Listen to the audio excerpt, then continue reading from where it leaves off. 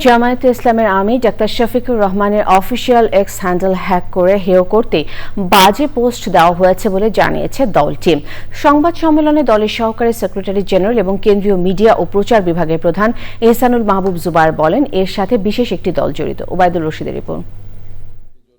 বাংলাদেশ জামায়াতে ইসলামীর কেন্দ্রীয় কার্যালয়ে সংবাদ সম্মেলন জানানো হয়, শনিবার বিকেলে দলের আমির ডাক্তার শফিকুর রহমানের অফিসিয়াল এক্স হ্যান্ডেল হ্যাক হয়েছিল।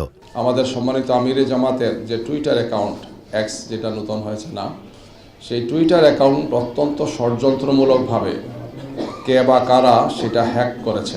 আমরা দেখেছি যে এই কাজের সাথে কিছু লোক জড়িত, আমরা বোঝার চেষ্টা করেছি এবং এখানে একটা গভীর ষড়যন্ত্র আছে।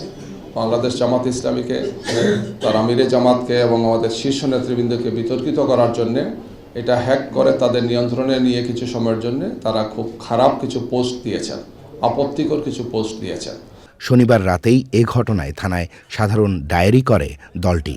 তাৎক্ষণিকভাবে একদল লোক কিছু কর্মসূচিও দিয়েছেন, দেখেছেন আপনারা।